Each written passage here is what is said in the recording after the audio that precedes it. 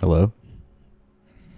I'm going to give it a few extra minutes just because for some reason the entire countdown, it was, I don't know, wasn't live. I'm not entirely sure why. But it shouldn't matter too much.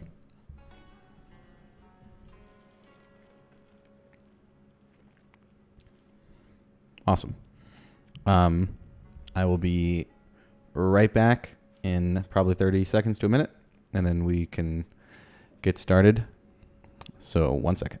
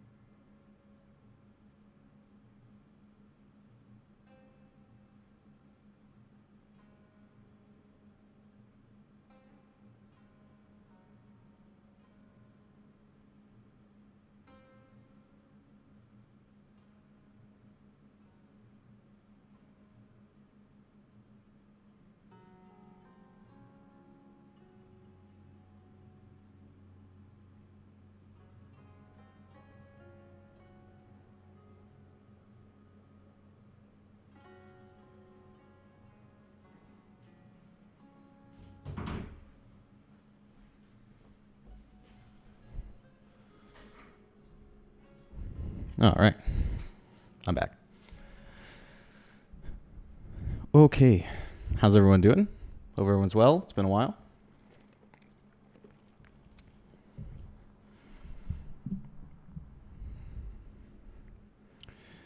Kind of just hanging out today. We will edit a photo or two. I think I have an idea of what we're going to do. Not entirely sure the photo. We'll see. I guess we're going to have to wait and see.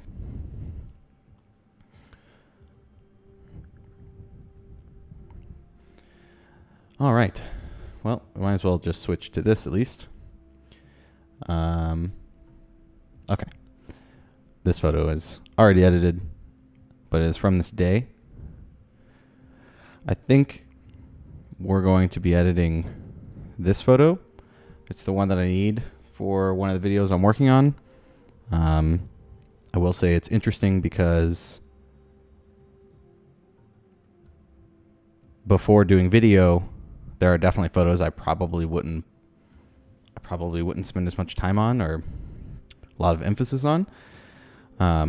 Like when I look at this, I think, oh, I'll work on this later. But because of videos, I kind of have to I have to do the edits. And this is definitely a photo that I think has potential, but I'm not totally in love with it. So I thought we would probably try to edit something like this together today. Not entirely sure how it's going to turn out, but like I said, the stream is more for just hanging out, seeing how everyone's doing. Hope everyone's doing well. Patty, the trip was great. Almost too short, but I think I'll be talking about that more in the future. I think I'm already planning on leaving again in a couple weeks for another trip. Oh, that's pretty sweet, Tim. The weather here has been super rainy until today. Yesterday it was overcast, but it is super clear today, and kind of makes me want to go out and shoot. There's someone here that follows me, or I've talked to a few times, that lives in Colorado and has been shooting Milky Way stuff, and it makes me want to go to the mountains and shoot some more Milky Way stuff. Can everyone hear me okay? I think everything looks right, but, got to dust off a little bit of the rust, I guess, if you were. Yeah. The next journey is going to be to Yellowstone and Glacier National Park. I think the biggest thing I have to figure out is what I'm supposed to do with my food. But other than that, it'll pretty much be the same thing as what I just did. I'm just going to meander my way up. I'm hoping that I can have all of my videos scheduled before I leave so that there's not a lull in content. Has COVID affected my photography? No, not really. Hey, Matt. Thanks, man. I'm going to try to do them when I'm in the office as much as possible. So I will probably have one next week as well. And I'm killing two birds with one stone, editing some photos that are for the videos that will be released as well. So I have a ton of photos to edit. Here, I'll just, since you guys are here, we can go through a few of the photos that you guys will see. This is going to be a focus stacking tutorial photo. So much cool stuff. I don't know what I'm going to do with this. Let's see. Places like this. Some of these I've already kind of touched. I believe I haven't really done any selects in that folder. Did I do any selects here? I doubt it. Oh, I did. But not any of the stuff for the actual video in the beginning. It's going to be interesting. This is also going to be a focus stacking thing, but I'm not going to be like doing a tutorial on it. Kind of curious how this is going to turn out because didn't really have any clouds in the sky, but the composition's kind of cool. I think this one will probably make more sense once I edit it.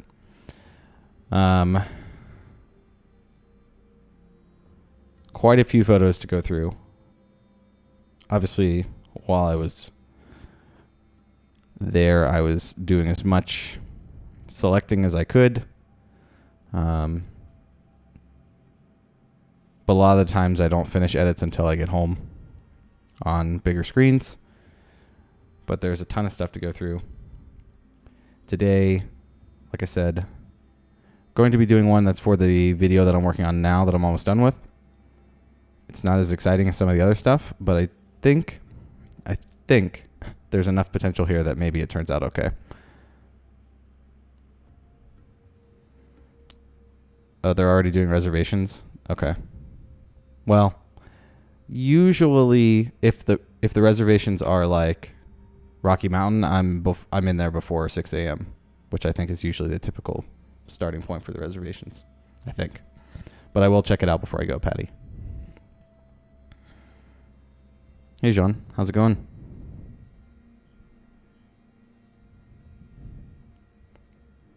I hope it makes more sense once I edit it. I drove through Monument Valley. Pre-visualize. Sometimes it's just one of those things. Here, let's go back to it. It's just one of those things that when I look at a photo, and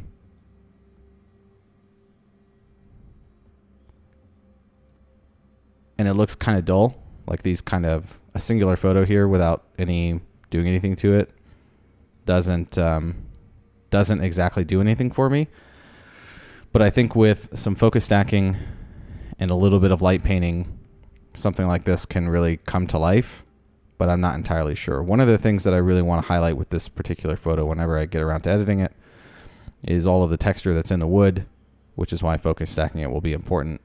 It's not a stellar composition by any means, but it was a composition that I found was somewhat unique for an area that's been shot a ton. This is just the main sunrise spot in Zion, something I will talk about in the video.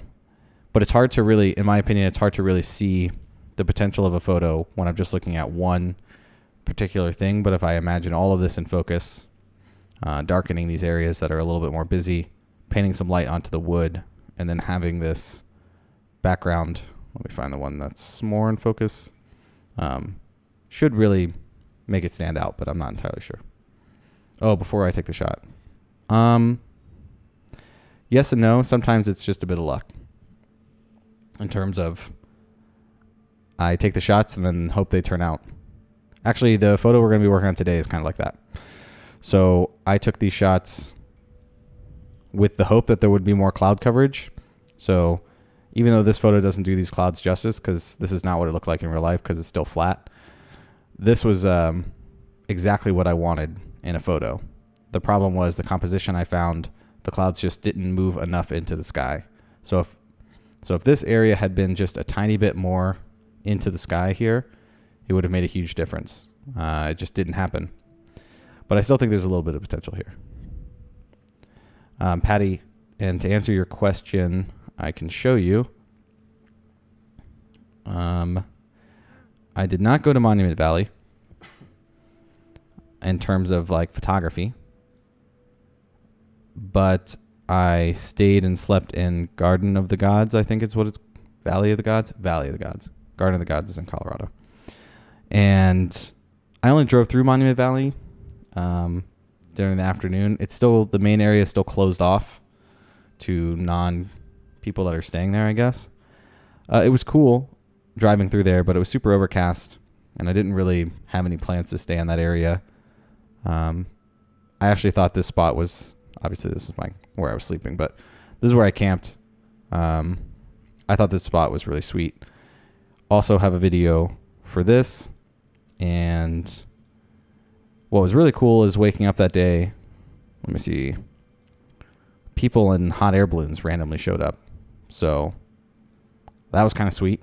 I haven't edited any of these photos, but adding that element was pretty cool. This one I've edited. Not entirely sold on how it looks, but pretty cool spot to wake up to. Because I woke up for sunrise, and all of these people started to, like this is before the sun came up, roll up in these cars with trailers, and I was like, what is going on?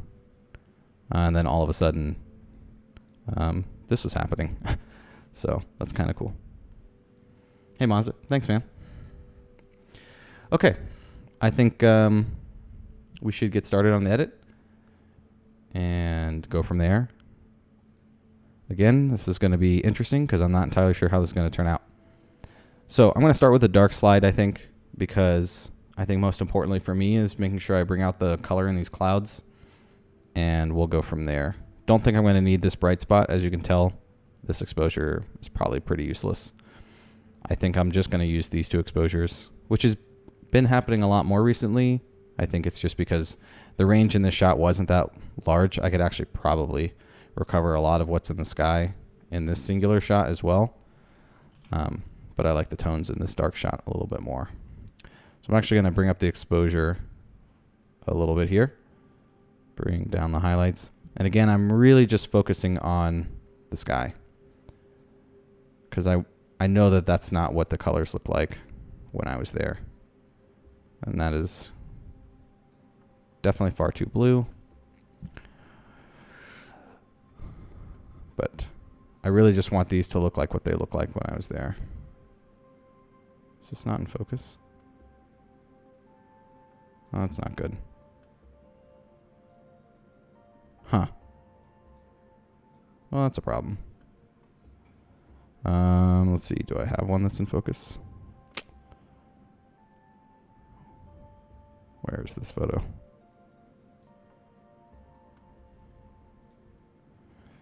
It's entirely possible that there's pretty sure I focus stacked these, so it's probably one that I didn't select. Yep. Okay. So I'm going to unpick this because we don't need this one. I'm going to pick these two in case I need to focus stack them. Not entirely sure I'll need to, and then we can get out of this. So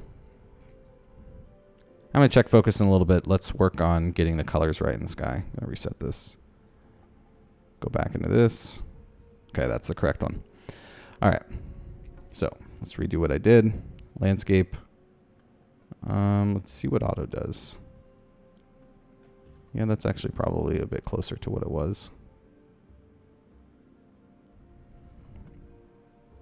Again, I'm really focusing on the clouds here. I'm even going to boost this up some. It's going to make the sky too blue, but I'm really just trying to get the color on the clouds to look how it was when I was there. So now that I've increased that blue, I doubled up on Adobe Landscape as a profile and increasing the blue saturation down here, which is always going to make the blue way too much, so I'm just going to bring it back some here. And I don't want to do too much color adjustment on this part of the edit until I blend it.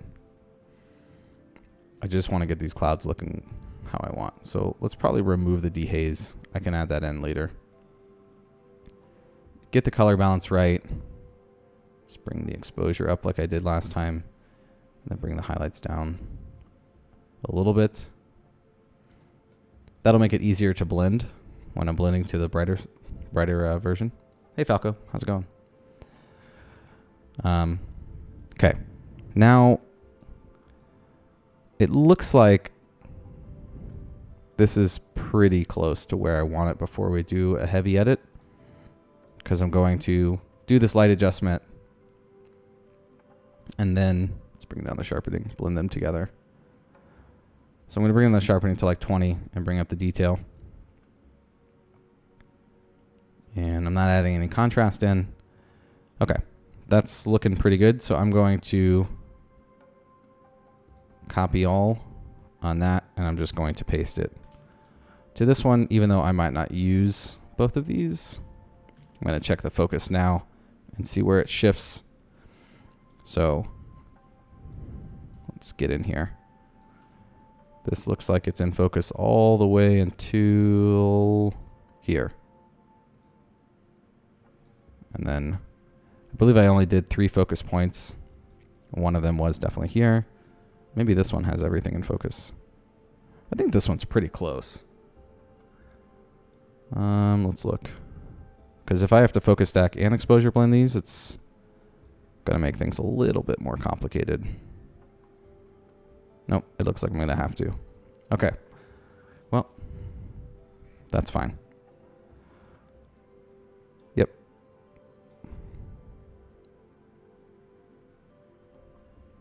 Yep, I'm going to have to. Okay. Not a big deal. I just might not finish this edit during the stream. Okay.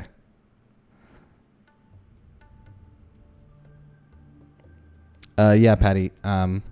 If you ever get to Monument Valley, make sure you go to Valley of the Gods, because here, let me bring up a clip really quick.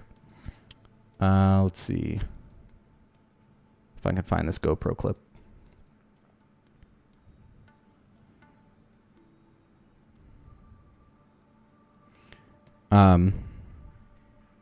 Absolutely beautiful as well. I think they're both really pretty. Obviously, Monument Valley is a bit more famous. Nope, it's not here. Not here. Maybe it's here? Okay. I think I found it. Yeah. This was driving in. I'm not sure how well you guys will be able to see it, but it'll be in the video once it... Hey, Roberto. How's it going, man? It was crazy, to give you an idea of what it looked like just driving in. And this is where I camped. That's the amazing part. Probably one of the more beautiful places I slept. All right, back to the photo. Got a lot to do. Okay. I have applied my base settings to the 3 dark layers. There's definitely a shift here. Okay. So let's get our base for these. I'm actually going to paste what I did for the other one, but then I'm just going to remove a little bit of these adjustments. By doing that, I'm adding the same color balance, the landscape profile, removing the sharpening that I did, and then boosting this part up. I actually like the effect that this is having just because I like these warmer tones. One thing that sucks about this shot is that the clouds looked great at this time, but the very first shot I took when I was looking for compositions, the light was still here, happening in the valley, and I liked that light. Sadly, I can't use that exposure just because it won't line up.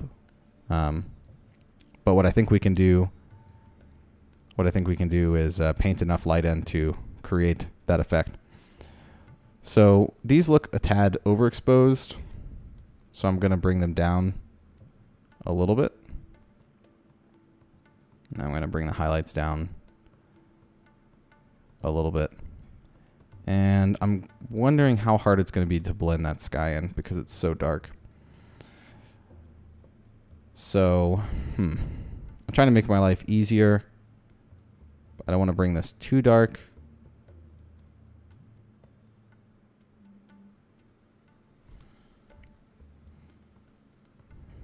I think that's probably pretty good as a good starting spot. Might even want to warm this up just a little bit more, again, because I will likely use the dark exposure and then blend in the brighter exposure as my base.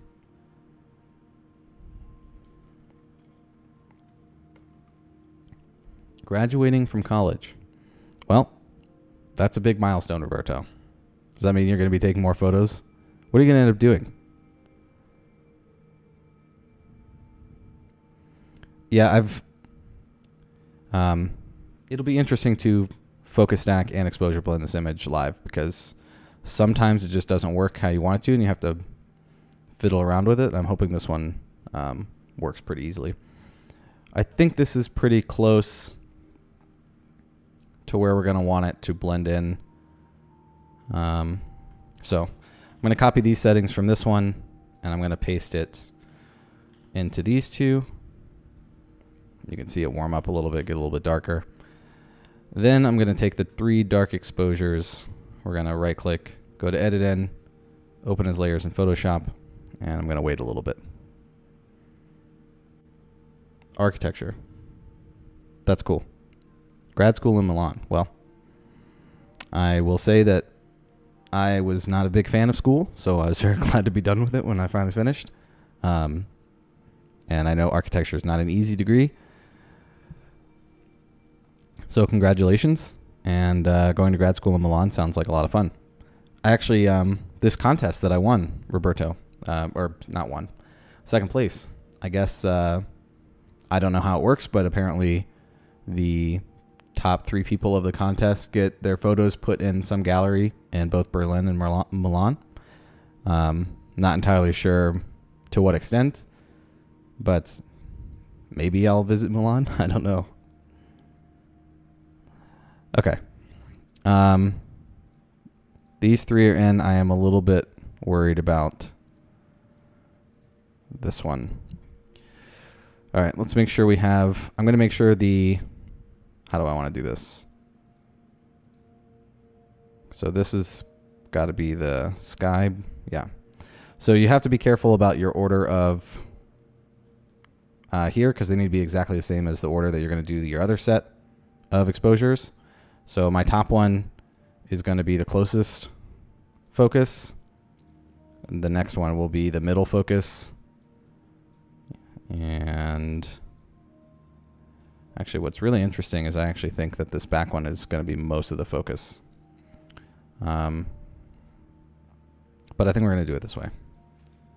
So I'm going to select all of them, edit, auto align, and auto. And then I have to hope that when I auto aligned the other exposures that it's super close to this one. Thank you, Roberto. It is pretty huge. Didn't expect it, especially in that publication, mostly because I don't necessarily consider a lot of the landscape stuff I do very artsy, if that's a terminology. But we got there, so. Okay, Falco. I will let you know. I asked them how it works, but I haven't heard back from them yet. Okay, let's see how this auto align did. Looks like it did a pretty fantastic job. Okay, so to get this correct, basically just going to add a mask here, come in, make sure my shortcut still works. Okay. And I need to find the spot where it starts to get sharper in the layer behind it, which it looks like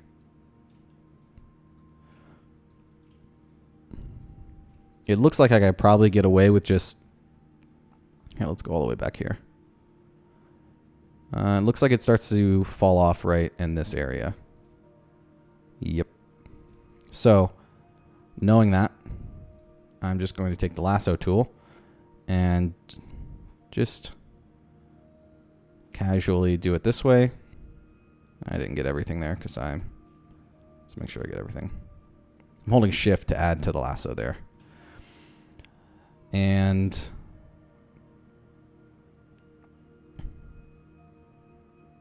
oh, I want to brain fart there. I actually want to inverse the selection and then fill this with black. So inverse selection, shift F5.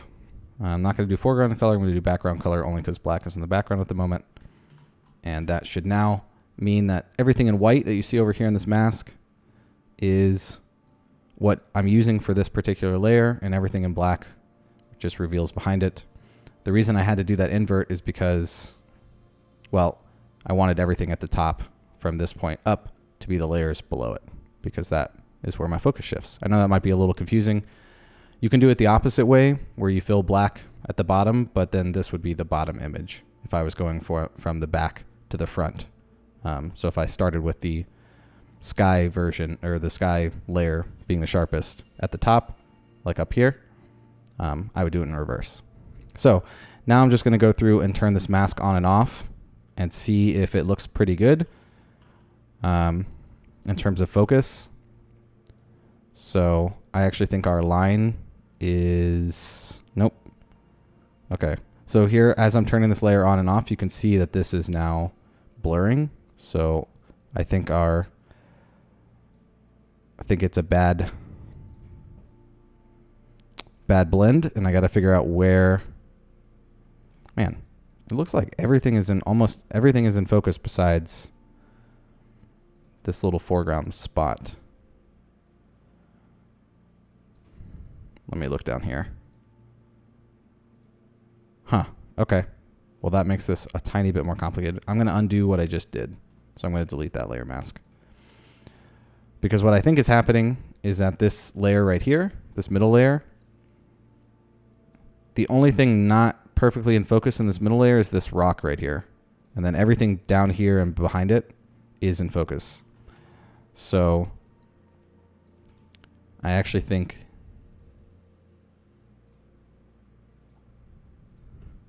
and it's going to be hard to see over the YouTube stream just because I'm looking at like very fine details.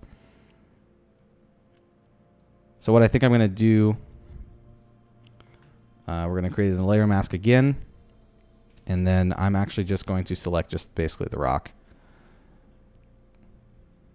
which might be a pain in the butt. Let's see. I'm going to do a super quick selection. So I'm going to go back through this. Okay, that's good enough. And I'm going to inverse again because of how the layer mask is set up.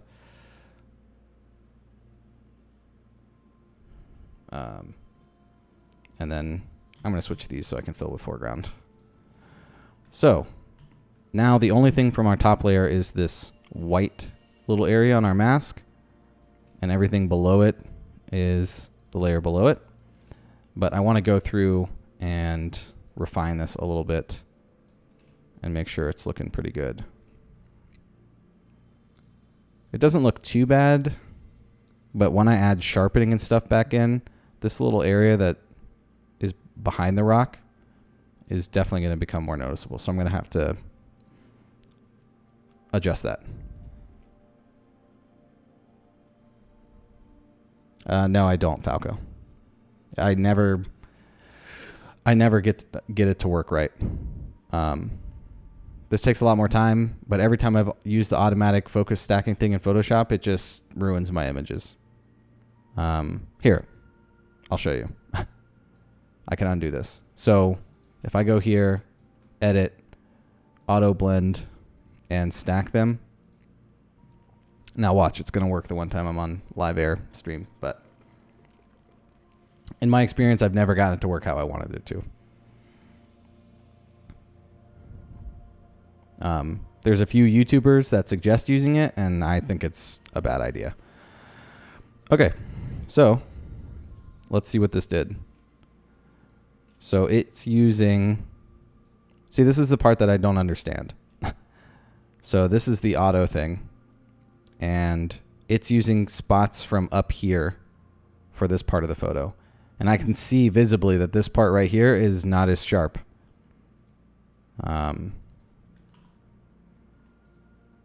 So if I turn this on and off, so with this on, it visibly gets dull, like softer right here.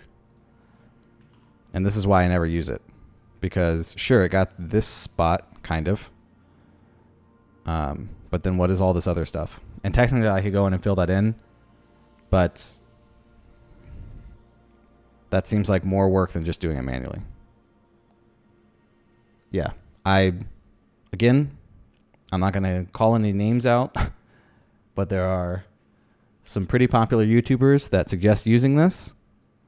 And I vehemently disagree because I've never had any good experience with it, and I think it's a bad recommendation. Sadly, I think just doing it manually is the best way to go. You get a little bit more precision. Every once in a while, maybe you can get away with using it and then modifying the masks, but in my experience, it has not been good. So I'm going to come here. I'm going to look at my mask by pressing the backslash that's above enter so that I can see what I did with that really quick lasso tool. And then we're going to take a brush and basically brush away. I'm going to use pretty much 100% opacity, but I want to use a soft brush. So make sure that's right. And I'm basically just going to come in here, go to the edges and paint away those hard edges really quick. And then we're just going to gently paint across here. It doesn't have to be perfect. That little bit of overlay is not bad. Again, so if I turn this on and off, I have to make sure that this looks okay. Otherwise, when I start to add sharpening, it'll be more noticeable. Sometimes I use the pen tool. So I think in one of my videos, I had a quick thing where I used the pen tool to do all of this. So I would come through and use the pen tool through this entire surface. To be completely honest, I probably should be doing that here, but I don't have that kind of time. That would take me way too long on the stream to do. So I'm just going to do it this way, but just be aware that the pen tool is probably a more precise thing. You just have to know that it's going to take you more time. And I'm just switching between black and white here and painting and getting rid of these hard edges and just kind of creating some soft edges. I also could have done that a little bit quicker with the lasso tool, but I think this is probably just the quick and dirtiest way to do it. So I don't want to bore you guys to death, but honestly, this is part of editing this kind of thing together. It takes a lot of time. It's a little bit annoying. I think in this case, it would have been a lot faster if the bottom layer of the image was in focus. But the problem is the way this image worked is that this rock was the closest to me, to the focal plane of the lens. So instead of everything down here being in focus, just like the rock should be, everything else is just a little bit further away from the lens. So it means that the focus stack is a little bit more difficult. But to be honest, that's kind of real life. So I'm going to come back to this section after I finish this.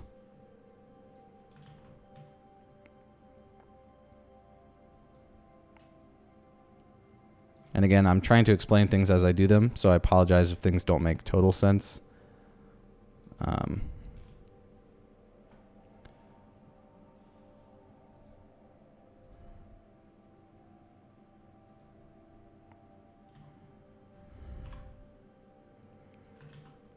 And I'll check chat in a second.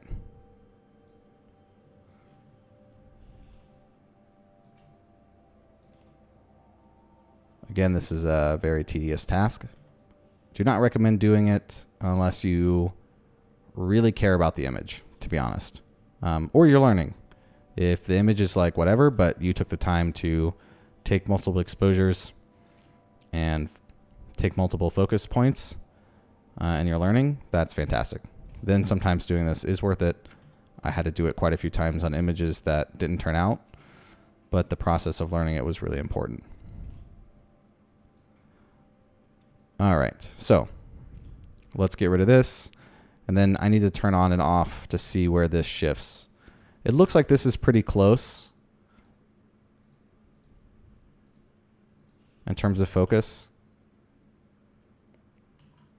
And I would be fine with just how it is right now. So what I'm going to do is just come in here and just make it softer so that transition between the two doesn't look so harsh. And again, it's probably going to be hard to see on YouTube. So I'm doing my best to show you guys by zooming in a little bit more. Okay, let's turn this off. Now, if I turn this mask on and off, you can see the shift there. Well, maybe, no, I think it's pretty close. Good enough for me. So I'm turning the mask on and off, and you can see there's a slight shift, but that merge between this layer and this layer is pretty good. Let's go check that over here. That looks pretty good. Zoom in a little bit more. Yeah, I'm okay with that. This might turn out to be a little bit too soft right here when I add the final edit. I'm really paying attention to this spot right here between where the edge of the rock is and right behind it. Just have to be careful there. I think it's fine. Again, we did it kind of a dirty version. Let me come in here and see if I can get a little bit more out of it. And the pen tool is usually a little bit more precise. You're going to want a little bit of blurriness there just because that's a natural thing that happens for an object that's in front compared to a surface behind it. So I'm just going to go through here and make sure that this is looking pretty good. I think this looks, so far looks good.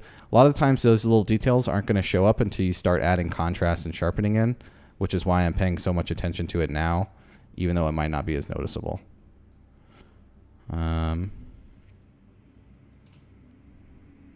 Okay.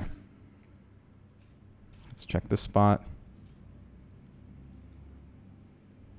I think this could use some more.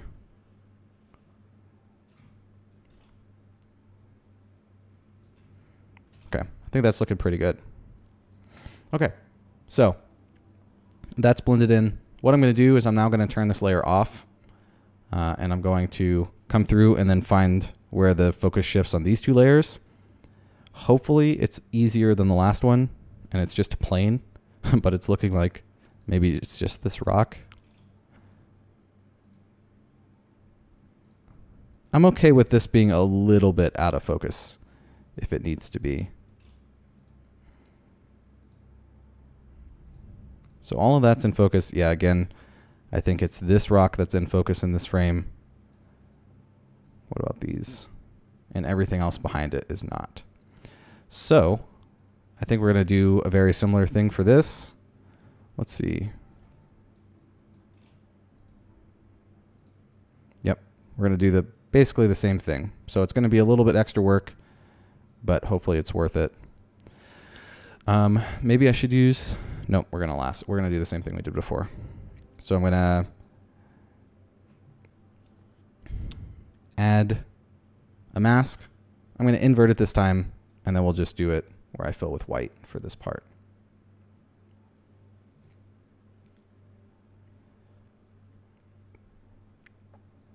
And I'm just going to lasso around, just like I did last time, very loosely. And then we're going to go through and use a brush to paint those edges again. And again, the reason I have to do this is because these rocks, even though they appear in the same plane, because of it's a flat image, when I was taking the actual photo, this rock is the closest to the camera, and this rock is the next closest. And then everything down here is actually further away, to give you an idea. So I'm going to fill with white, and that's going to reveal basically only this rock from this layer, and then everything else is using this bottom layer. I'm going to check chat.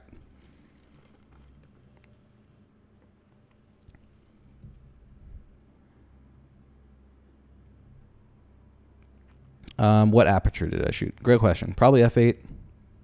I probably could have shot f16 to maybe make this a little bit easier. In hindsight, I assumed I was going to have to focus stack regardless, so I didn't worry about it too much. And Falco, I have a tablet. It's sitting down here, but right now I'm using a mouse. I haven't used a tablet enough to have as much precision as I do with a mouse. So for this kind of thing, typically I use a mouse, like all of this little drawing, lasso and all that stuff.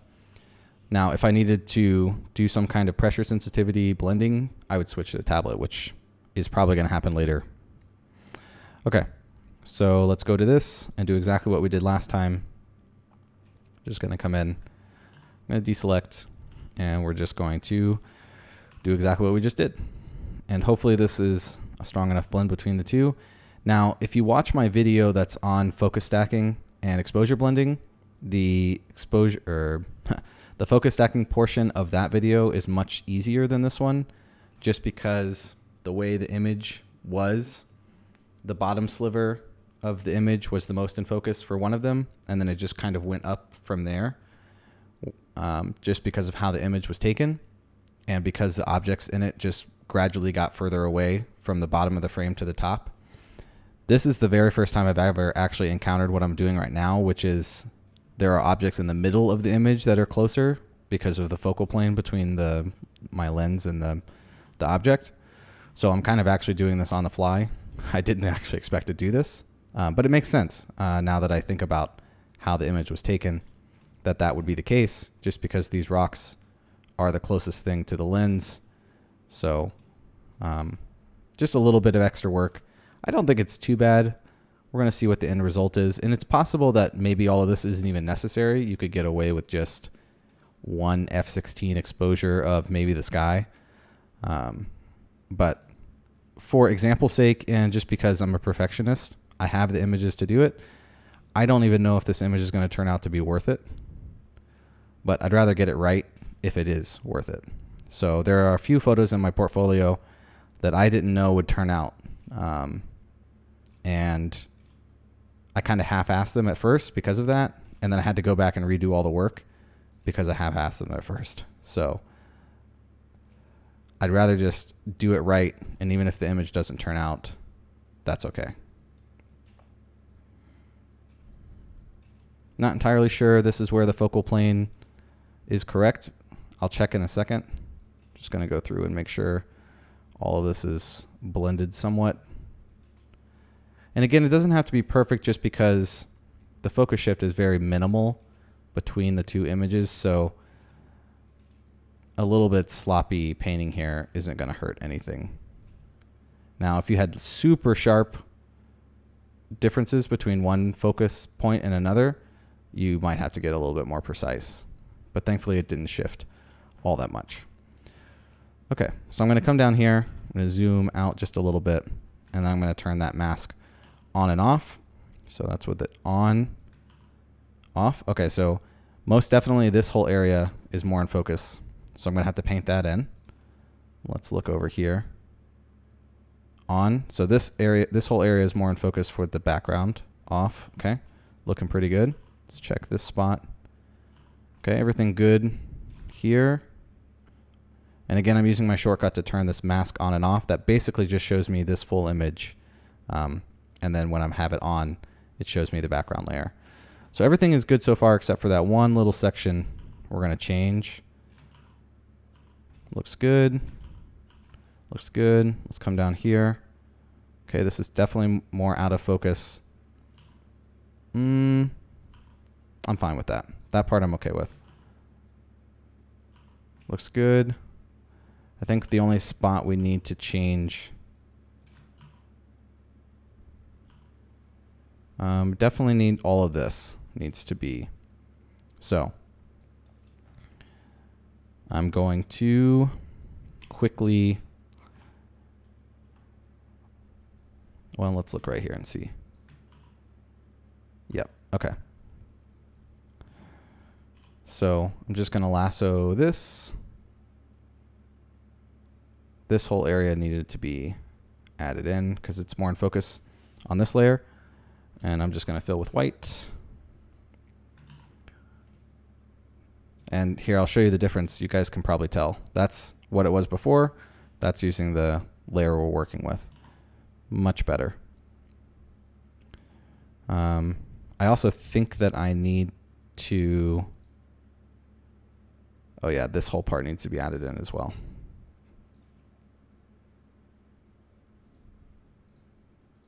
Yeah. So,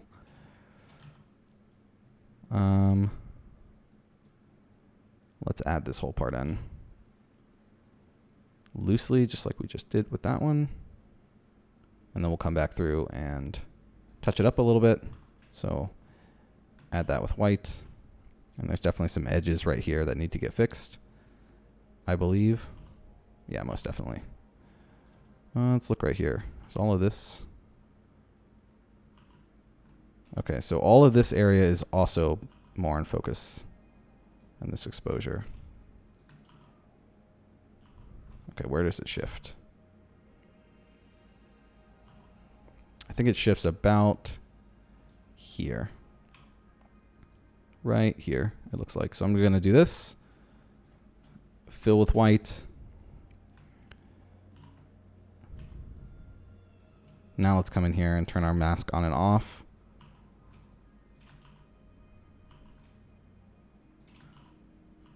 Yeah, that looks much better.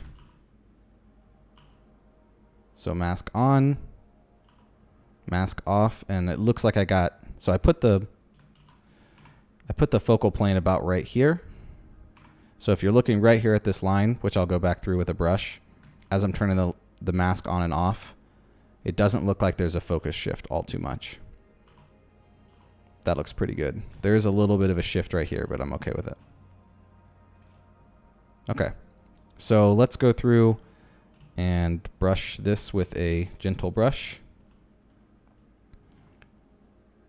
And I'm just gonna, basically I'm just gonna paint this line so that it transitions a little bit smoother. And again, I'm not worried about this top rock so much because we already handled that with our very first layer. There.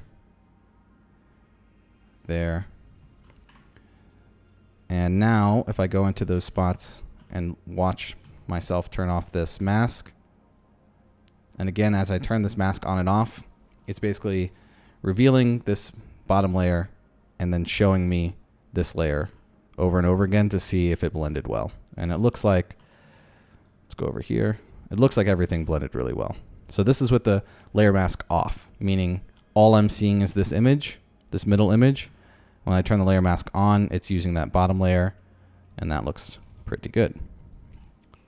And I can turn this back on, and that will put all this rock in focus. So overall, I think it's looking pretty sharp, pun intended. Let's go through and make sure there's no soft spots.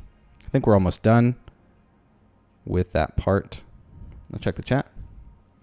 Okay, no one said anything. That's okay. Sorry if I'm boring you guys. Again, it's kind of tedious, so I tend to avoid doing these on live stream just because there's so much monotonous work that goes in. I'm going to leave that turned off. Yeah. This looks a little soft. I'm going to come in. Oops. Just sharpen that up a little bit. There we go.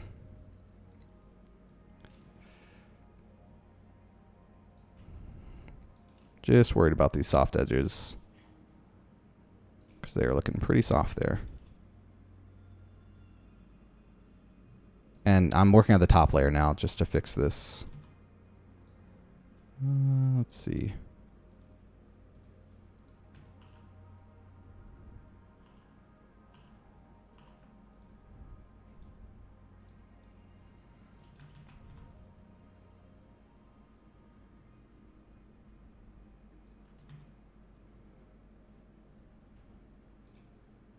Okay. I think that's pretty close.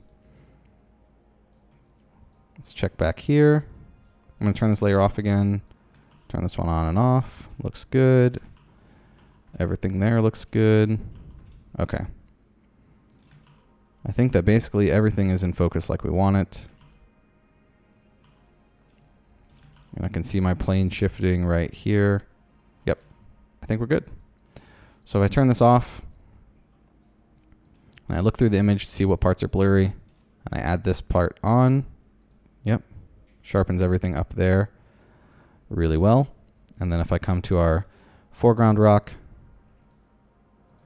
and turn our top layer on, perfect. All right, I think we have focus stacked it. The only issue that we might run into that we may have to come back and fix is this edge here could be a bit too soft, but I think we're okay. So now the best thing to do is save, because if Photoshop crashes, well, you just lost all your work. How's it going, Stuart?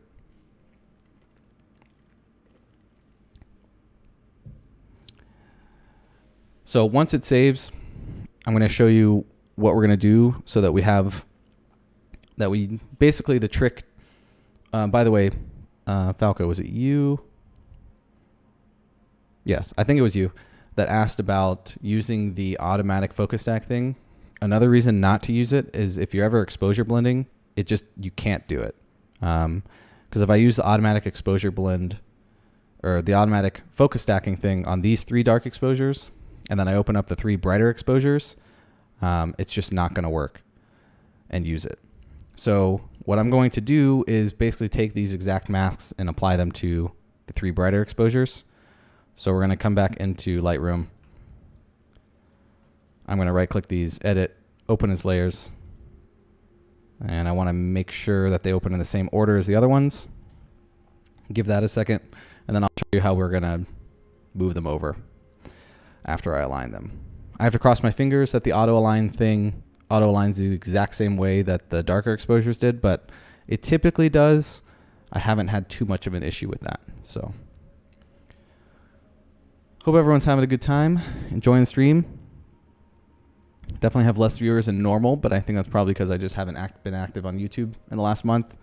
I'm going to try my best to not let that happen again.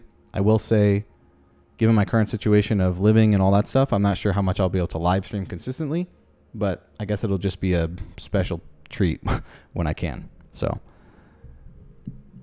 all right. So now that we have our 3 brighter exposures in, and I'm paying attention to their file names so that I know that the top one is the most foreground exposure or blend, foreground focused. So this rock. And then the next one should be this rock. Yep. And then the background should be, yep. Okay. So we're going to auto align these and just hope that it auto aligns the same way as the other ones, because otherwise our masks won't transfer over correctly. Again, it should for the most part. Yep, that looks good. Okay. And then now what we're going to do is come back into our dark exposure. I'm going to right click this and go to, now there might be another way to do this, but this is the easiest way I found. I'm going to select both of these, right click them, duplicate layers, and then I'm going to select the other document. So they're going to duplicate into this document. Now they're here. And then I'm just going to drag this mask here, and I'm going to drag this mask here. And then I'm just going to delete these 2 layers. And now I have my focus stacked bright images. And let's go check to see if those masks look right. And you can see what I was talking about maybe in this brighter exposure a little bit better, where that blend between those 2 is not as perfect as it could be. Might be something we fix really quick. I do think everything else should look really good besides this particular front rock. So let's turn that off. And it looks like it moved everything over pretty well. There's definitely some softness here that I'm not entirely in love with. So let's use the brighter exposure and get those looking good. And then we'll take these back into the other one and go from there. I think that's probably what we should do.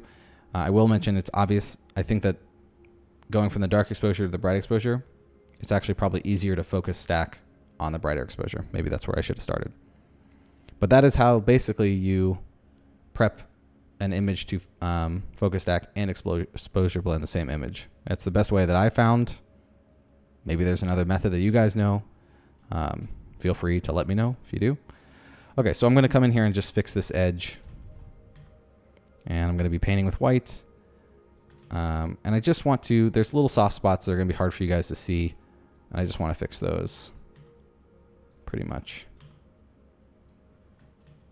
Huh. What is going on there? Make my brush a little bit smaller. Because otherwise, if I don't fix these, it's just going to make it look like a glow almost when I go to do the edits. So, what's going on? Oh, I think this part is actually more out of focus. And I don't want to paint that in. Right? Let's see.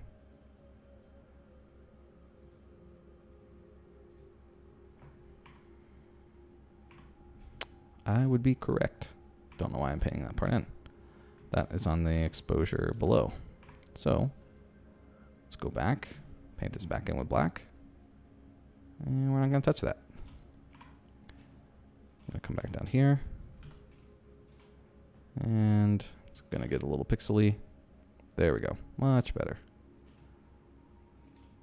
Thankfully, these little spots aren't going to matter too much because it's kind of blurry, kind of chaotic down there. It's these spots where it's from a bright rock to a dark area that will really stick out once I add sharpening and contrast. So just got to come through here, be a little bit tedious. It's kind of a pain, but that is a part of doing a focus stack. Hope everyone's doing well. Feel free to ask questions. I can kind of check the chat as I do this a little bit here and there. Let me turn that off. So that's with it off. Yep, still needs a little bit there.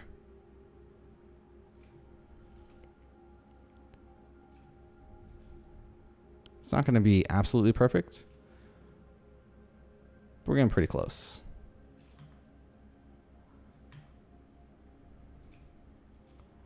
And thankfully, once I do this, the focus stack is done, and we can go on to exposure blending. Not entirely sure what I'm going to want to do to the image yet, but I guess we'll figure it out on the fly. Okay, that looks pretty good.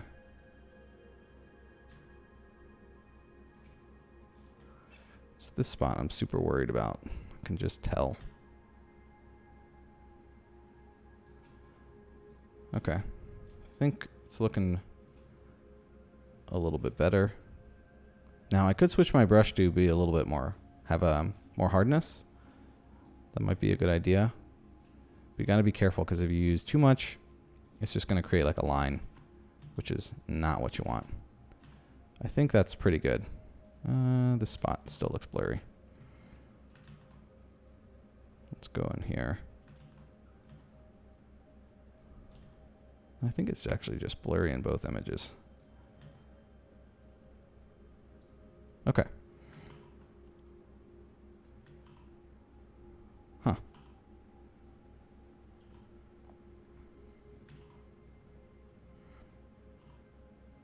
Yeah. Still not great. This little edge. I'm going to come in here and paint white so I can see the edge.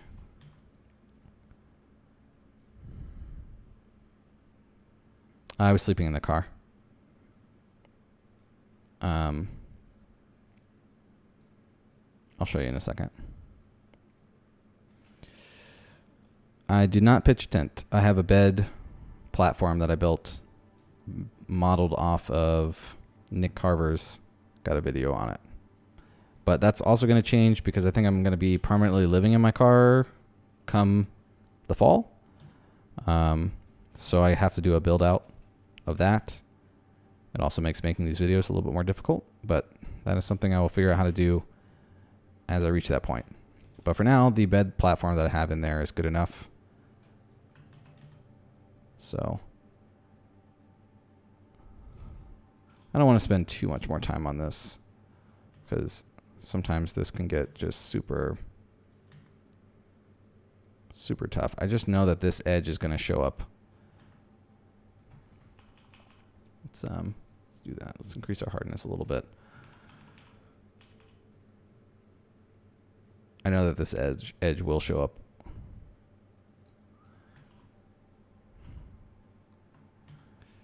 When I start adding sharpening and stuff in.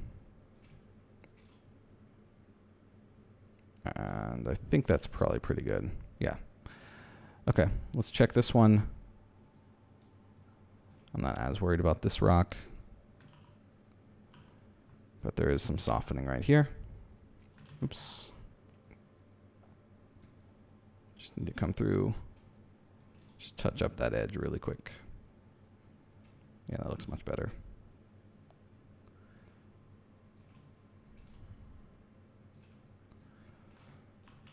Thankfully, this spot is a lot easier because the area behind it is not nearly as out of focus.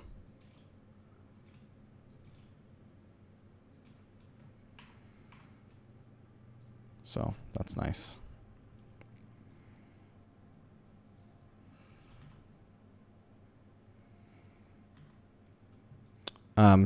Yeah, so let me see. 1 second. Let me see if I can find this image really quick, and I'll show you what I was talking about. Was it this morning? Here we go. This is the view from one of the spots I woke up in. This is my bed platform that's in my Forerunner. That is where I slept. Pretty sweet, to be honest. Let's see. Let's go back to where we were. Cool. All right. I think we're done focus stacking. And there's still 19 people watching, so I haven't... Well, maybe I put some people to sleep, but whatever. All right. So now that I've fixed that good enough, I'm actually going to take these images back to the other one. So I'm going to do exactly what I did last time, except in reverse. So now they're over here, and I'm going to delete the masks that were on these original ones and just drag them down on their appropriate ones. Delete this. Yep. And I think we're good. So I now have 2 images that are focus stacked. And what I'm going to do is save this one. And I'm going to close out of both of these documents and then open those 2 individual images to blend them together. Yeah, pretty sweet is probably an understatement. Thanks, Patty. If you guys are enjoying the stream and you're not a member, feel free to check it out. There's a button down below that says join. While this is saving, I might as well mention it. Our Discord chat has been very active recently. I appreciate everyone that participates. If you guys do join, you get access to the Discord chat for the lifetime of your life. You don't have to stay a member to keep your membership to the Discord. I think it's really cool. There's an area for photo critique. People have been asking questions. You can see Falco in here and Stu and Tim. Everyone chimes in and helps out, provides feedback, especially when I'm not there. You also can hear from me. So if you're interested, you can hit the join button that's down below and just at least watch the video, check out what perks you get. And yeah, I just want more people in here. So feel free to check that out. I think it's $6 a month. But again, even if you just join for the first month and cancel, you can stay in the Discord forever. So, all right.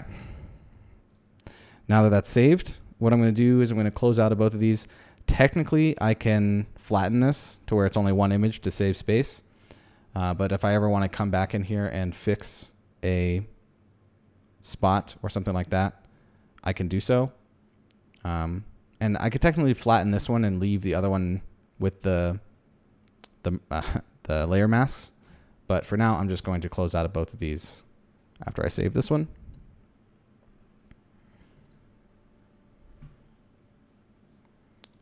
And take a sip of my coffee. And now we can start blending these together. And I'm taking a look at them, trying to decide how I'm going to do that. So I think the important parts of the image are all of these pieces of amber or whatever the heck this stuff is. And these 2 rocks here. Oh, goodbye. And the sky. All right, so now both of our focus stacked images should show up Okay, there's one. Here's the other. I'm going to select both of these and then open them as layers in Photoshop.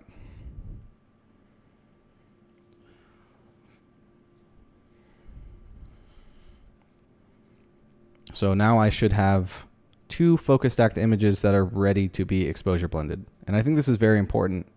I have not found literally anybody else online that will show you how to focus stack and exposure blend the same image. I know it's a tedious process what I just did. Conceptually, it's not that hard. And there are multiple ways that you can go about it depending on the image.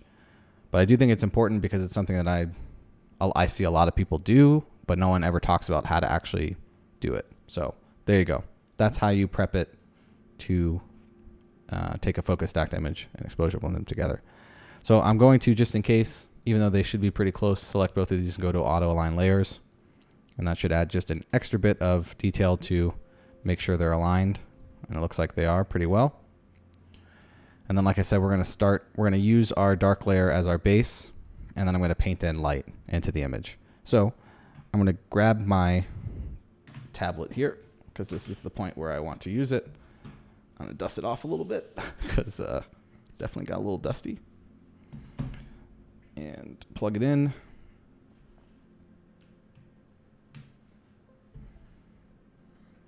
All right. Okay. So where were we? I'm going to add a mask to the image. And what do we want to paint in first?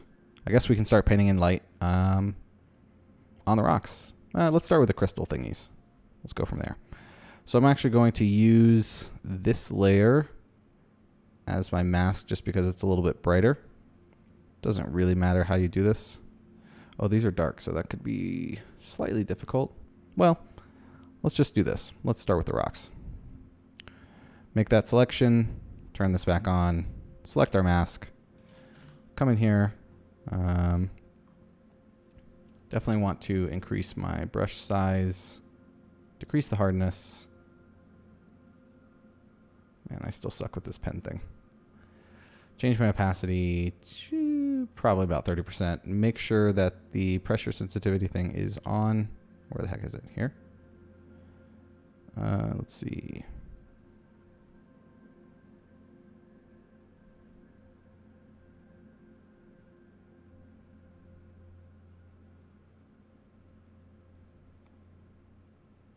Where the heck is the...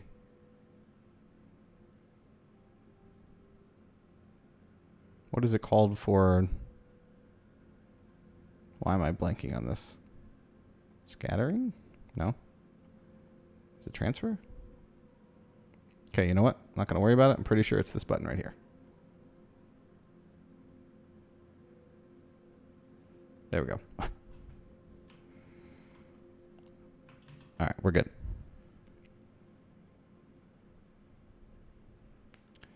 Yeah, I think the best thing to do with Photoshop is just watch someone do something and then learn like one thing and then try it and then learn something else and build upon it. Because it can kind of be overwhelming to do like masks and blending and brushes and all that stuff. And I think it's just really important to try one thing, learn that one thing, and then move on to the next thing. Okay. Now that we have our brush, I'm just going to, that's way too bright. Let's decrease this. Going to gently paint in a little bit of light onto this rock. And obviously using some pretty big brush strokes here. But as you can tell, naturally this part of the rock should be a little brighter than this part over here. If that isn't obvious, just because it's already a little bit brighter on its own. That's probably too bright. Then I want to make sure I'm brightening up this spot. And this spot. And this is definitely a thing you have to massage. It is not something that will just, you know exactly what to do or how you're going to do it. I definitely want to brighten up these crystals in here. So I don't think I'm going to be able to with the selection that I have right now. We're going to have to come back and do that. But we're basically just going to keep adding in a little bit at a time and not overdoing it and making sure that these areas back here stay dark. And the reason that I'm starting with the dark layer is because most of the image I want to look like it does right now, but I want to paint in a little bit of light on the spots that should have some light on them. So even this little spot down here, I think should be a tiny bit brighter. And what I just did might be too much, so I'm going to fill a little bit more. Okay, we're just going to go around and do this for the time being. Then I'm going to come in and try to brighten up some of those little crystal spots. I think some areas back here could use a touch of light. Also, using the darker layer means I don't have to blend the sky in with the top of the image, which is very nice because blending between the sky and a bright part of the image. So if I was to blend the sky into this, it would just be a lot more difficult. And I don't really want to deal with that if I don't have to. So I'm just kind of coming in here and touching a little bit of light on some of the spots that are already getting hit by light ever so slightly. And it's something that's just going to build up. It's not something that has to be perfect the first time you do it. I'm going to add a little bit more light in this shadow area because this will get darker when I add contrast in. Okay, so even though that's not done,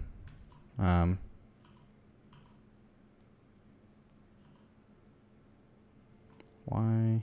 What's going on?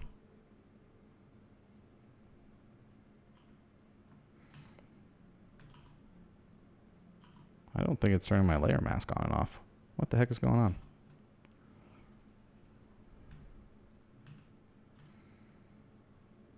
Huh, that's weird.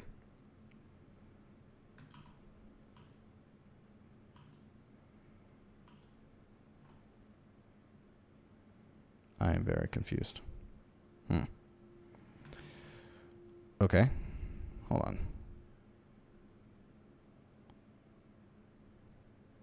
For some reason,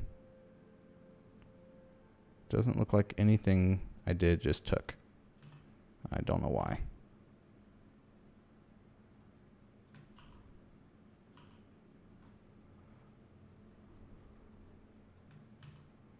No, it definitely did. It's just really subtle. Okay. Back to doing what we were doing. I can probably paint a little bit harder if that's the case.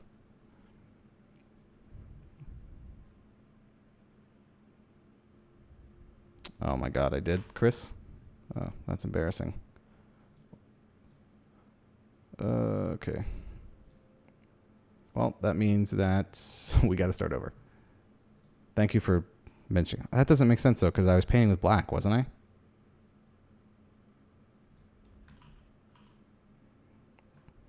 Okay.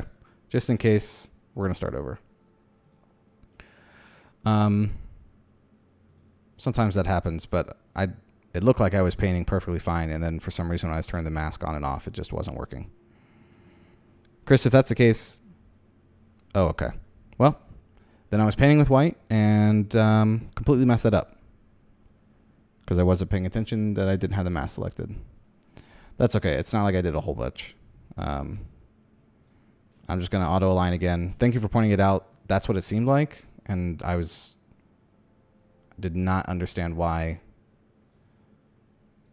the mask turning on and off. Nah, you're right.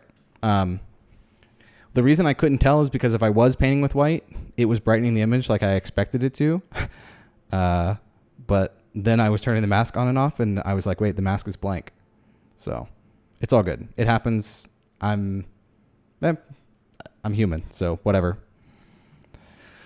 We're just going to redo what we just did. It shouldn't take too long. Make that selection, pick this again, and come back in and paint on the actual mask. So that's what's interesting, though, is when I'm painting with black, that's supposed to be revealing behind. And I guess I was painting with white specifically and had my image selected right here. And it was, you can almost tell that it's almost doing exactly the same thing. So this is me painting with white into the actual image. And this is me painting with black on the actual layer mask. So it was very hard to tell. Morning, Andrew. And thanks, Chris. Don't hesitate to say something. Because even if you're wrong and I'm doing what I thought I was supposed to be doing, I'd much rather know. than doing what I just did. Even though I might not even check chat in time, but it's a good lesson. I think that no matter what skill level you're at, it'll probably happen to you, especially if you're trying to talk and do things at the same time. It's just inevitable, to be honest. So it doesn't hurt my feelings in any way. I'm human. I make mistakes, and I think that's okay. And like I said, it's not like we didn't catch it pretty early. It was something I noticed as soon as I started turning the mask on and off. And the only reason I didn't immediately notice it was because I guess I had switched my brush back to black, because it did cross my mind that maybe I painted into the image, but because I saw I had black selected, I was like, well, that can't be the case because I have black selected, and it would have darkened the image. So we're just doing exactly what we did last time. It's going to look very similar, kind of coming in here. So I could paint, so you notice this little spot is brighter than the other spots around it, so that would imply that it got hit by light. And I could paint it a bit to brighten it up, but because I don't really want anyone's eye going to this area, I'm not going to. So just because something is getting hit by light doesn't necessarily mean you want to paint in light to it. You want the brightest parts of the image typically to be where the viewer of the eye goes. So just going to paint in a little bit here and there. And this might be a little bit too dark. So now if I turn this on and off, there we go. Much better. And you can already tell just how much that's doing. So this was our base image, and just painting in that little bit of light is, honestly, it's bringing the image to life. And this is kind of what I was saying about if not knowing if the image was going to work or not, because this is definitely an image that I think if I edit correctly and put some time into, it can really work by adding a little bit of painted light, some contrast in here, that kind of thing. Okay, so this is a good amount. I think I want to add a little bit more in these areas back here. Just a touch. Not brightening them up too much, but just a touch of light. Using some pretty big brush strokes, but it seems to be working pretty fine. So this is our before and after what we just did. That's a good place to start. I think I want to bring out some of the detail in these amber, petrified wood, whatever.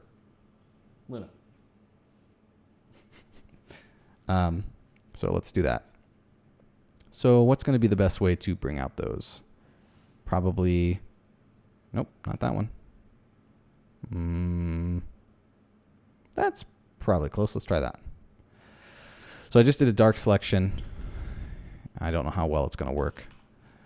And okay, it's not bringing out too much, so we can bring our opacity up here as I'm painting. There we go. I kind of wanted to make these just really stick out a bit, just because of how cool they were. But I'm not entirely sure how natural it'll look if they're too bright. So that's something we'll have to play around with as I do this blend. But I want people to be able to see them almost shining. If I can get that to happen, might have to happen with some colored painting in though.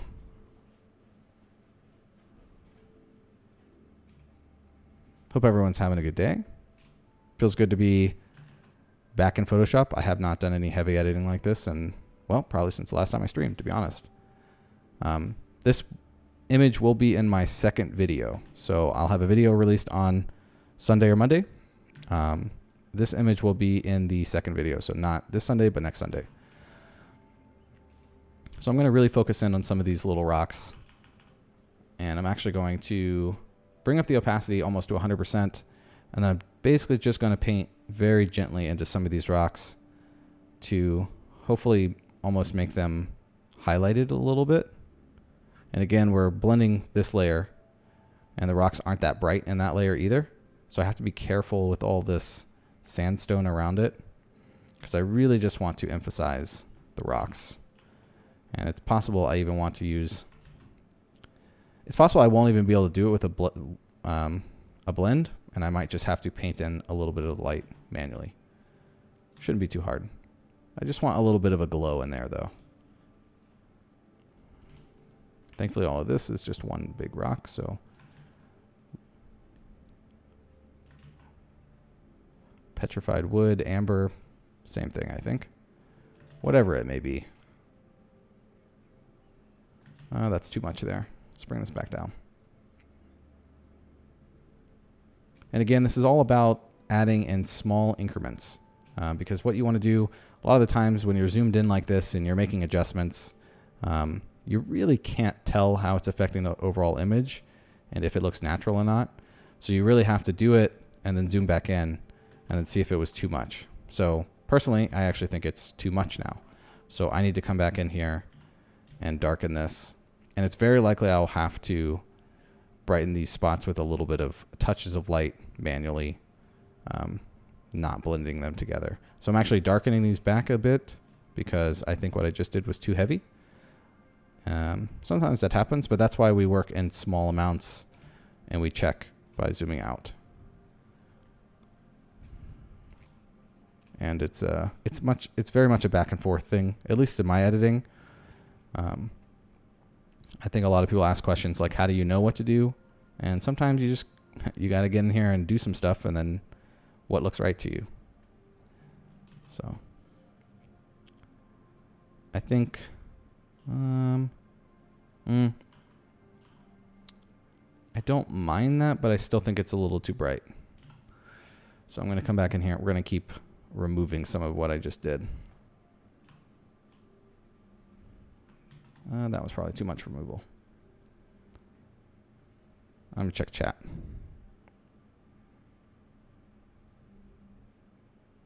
How long am I doing photography and editing now? What do you mean? Or you mean how long will I be home doing it? I have 8 videos. So while I was gone, I filmed a total of 8 videos. Some of them, they'll all be in the field partially. Some of them will be have some editing parts to them. So for example, I did one that was a panorama tutorial where I take the panorama in the field and then I'll have clips from being in the office on how to combine them together, things like that. The first video being released is all in the field stuff. I will say I talk a little bit. I don't talk as much about my photos and the compositions as much as I was previously, just because I think I was focusing more on the being out there than I was specifically trying to find photos all the time. Oh, how long have I been doing it? I would say I've been doing landscape stuff seriously for the last 4 years. But to be completely blunt, it's only been the last year that I've really been doing it seriously. Before, I was basically only shooting photos when I was traveling, whereas now I shoot photos all the time. Okay, I think this is looking pretty good, but there's definitely more we can do. Okay, I think I want to blend a little bit more light, so I'm going to come down here and pick 2 and see what happens. Let's see what that gives me. Yeah, we could do a little bit of this, but it's going to have to be really heavy, just because that's such a light selection. Go back in here. I'm going to bring my opacity up pretty heavily here and need to paint in black. Okay, maybe not as heavy as I thought it. Okay, I'm just going to paint in just touches of light here. I actually want a little bit of light here so it's not so contrasted between the two. Hey, Andrew, thanks for tuning in and thanks for the kind words, man.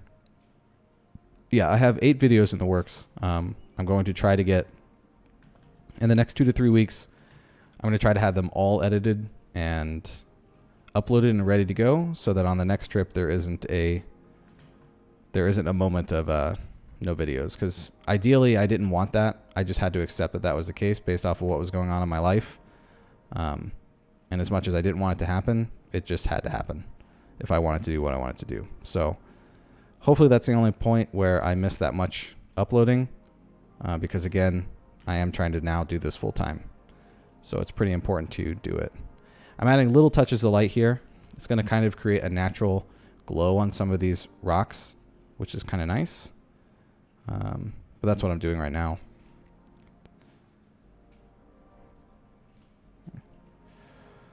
And I'll show you what this looks like with the before and after in a little bit, because it's really hard to tell when I'm actually doing it. Let's add a little bit of light down there. It's not too bad.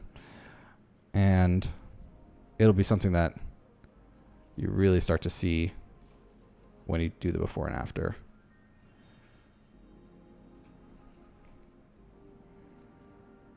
Let's do that a little lighter. Okay, so here's the before and after to give you an idea of, you can definitely tell there's a nice glow now on a lot of the rocks here, which looks really nice. Okay, I think that's a pretty good start to a blend. I do think I want to add, I know I said before I don't want people seeing over here too much, but I do think just little touches of light over here are important. Not too much though, because don't want it to be distracting, but it will add a little bit of contrast to this area. And I think help it a little bit stand out, because it is part of the image. I don't plan on cropping too much of that out. Maybe crop out this, I'm not sure.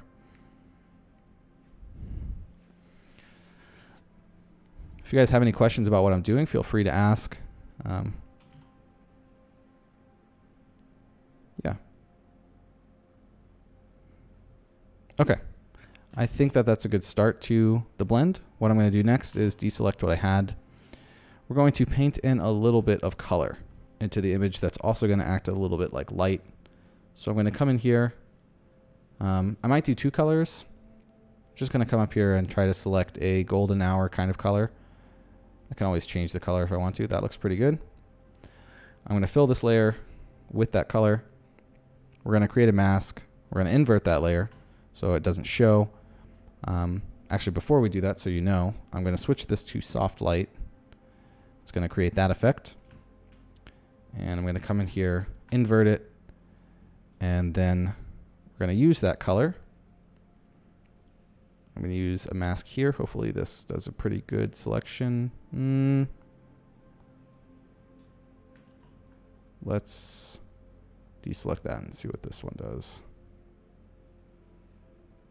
Okay, I like that. Come in here, go back to this, and I got to go really light on this. Maybe 8%. Nope, I can go a little, well, switch our colors here. And let's make sure we have our mask selected. Not making that mistake again. No, I can go, oh my God, I went to this thing again.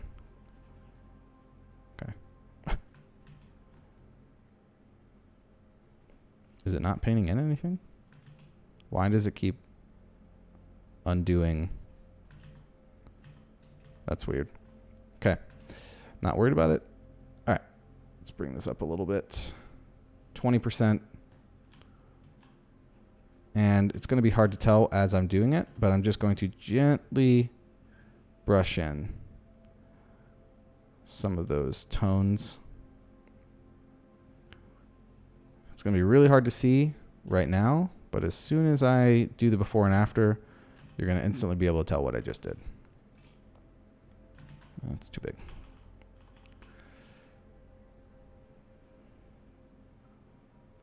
Basically, I'm adding kind of like a warm glow a little bit, and then I might add a little bit of red as well. But I'm really trying to focus on the spots that are getting hit by the light that I painted in, and kind of want it to be subtle there. Not only is this going to brighten up the rocks a little bit, it's also just going to add a touch of color to them, which is nice. And I'm just adding a little bit to these little spots that are up here. Oh, that may have been too much on this little spot. Let's do that. I'm going to do it over here like I did before just a second ago. See if anything catches here. And again, a lot of the magic that's happening here that makes it so much easier is using those luminosity masks to make this a lot easier. Make sure we got that painted. And if I go too heavy, I can always remove a little bit of the mask, but I can also bring down the opacity of this colored layer. So if I double up on a color, which I probably will do. Okay, so here's a before and after. Oh, nope, not that. Here's this layer on and off. It's very subtle, might be hard to see over YouTube, but it's adding a nice warm glow right there to those rocks. which is pretty nice.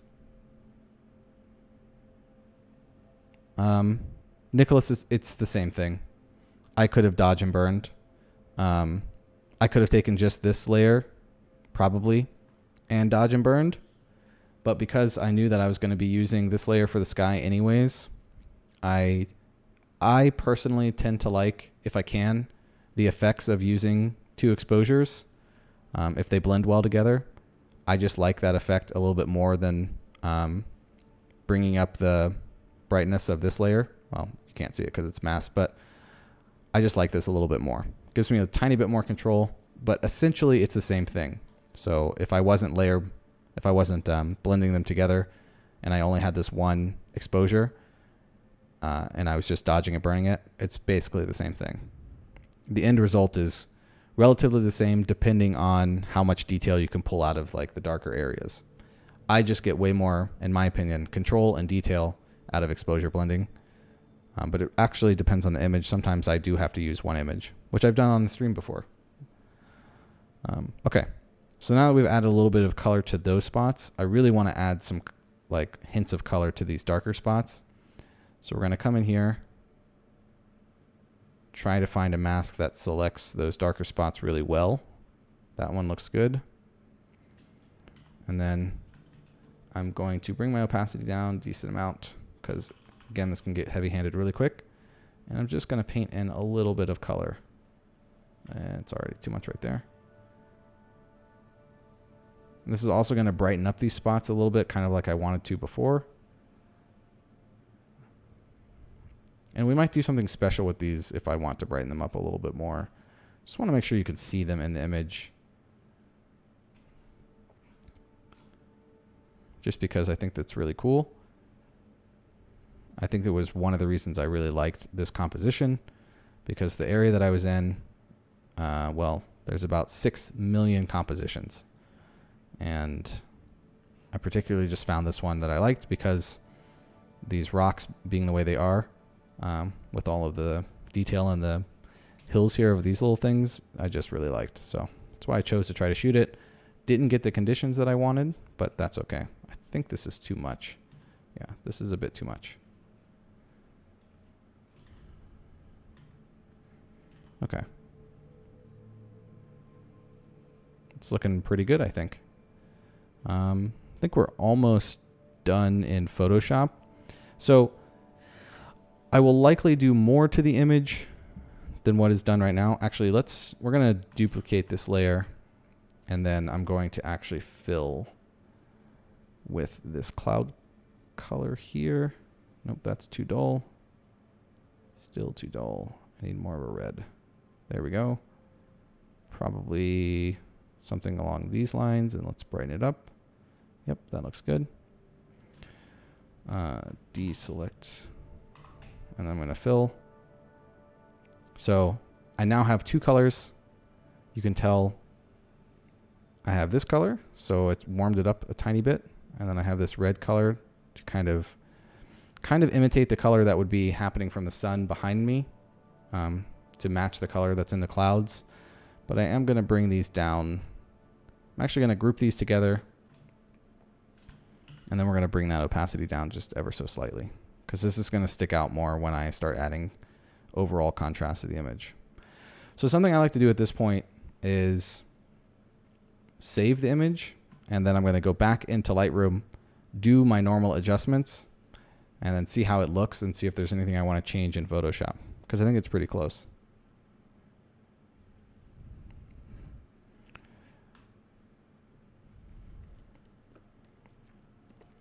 How many stops of light between the two?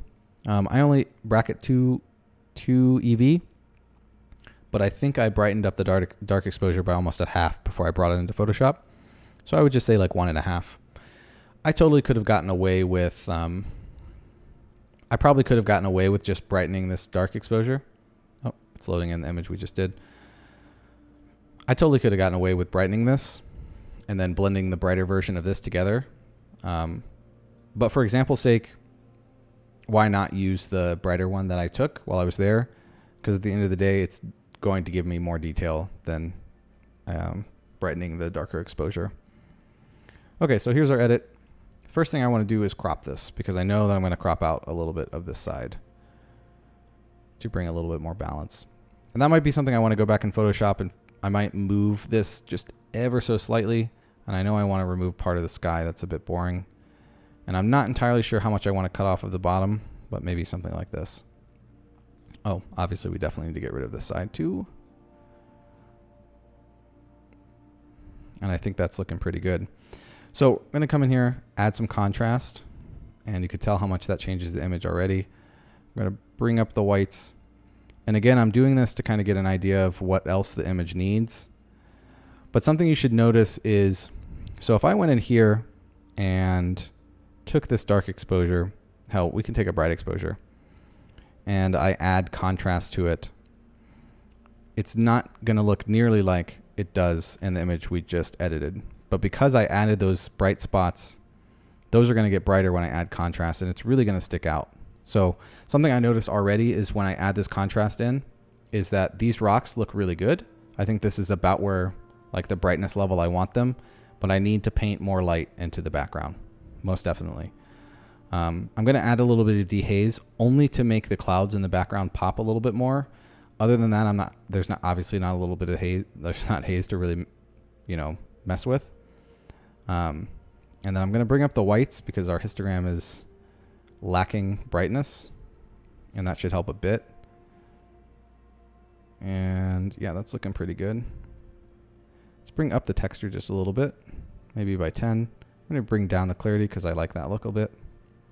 Bring the saturation down by about 5. And let's make a G&D and bring down the highlights of the sky a bit. Can even warm it up a tad. I don't like that. No, let's not do that. Just, yeah. Sky is getting a little too bright as I brought up these whites. Maybe a touch of the shadows. And again, I'm just kind of getting an idea of what my final edit will look like. So then I know what to change. Obviously, we're going to add some sharpening, even though the image is already massively sharpened because of our focus stacking. I think it's looking pretty good. So again, I think the biggest change is we need to put in a little bit more light in this area. It's a bit too dull compared to the two rocks. I think the rocks are at a good point balance-wise. There's enough light here where you can still see the crystals. It looks like I painted enough light on this rock, but we need to paint a little bit more in here. Can probably also, so something I'm thinking that I could do in Photoshop is maybe stretch out the top of the image a little bit. I'm wondering, I don't think this is going to look right. No, it doesn't look right. I have to keep this whole thing in down here like this. But overall, I think it's looking pretty good. This actually turned out better than I expected it to. We still need to make some adjustments, like I said, up here, which, I'll probably still do on the stream. But, I mean, we started at this point. This. And this. And this is where we're at with the focus stacking and exposure blending. And I think overall, not only does the exposure blending really help bring out these textures in the rock with our focus stack, it just makes those little spots glow a little bit. And overall, I think that the result is pretty good.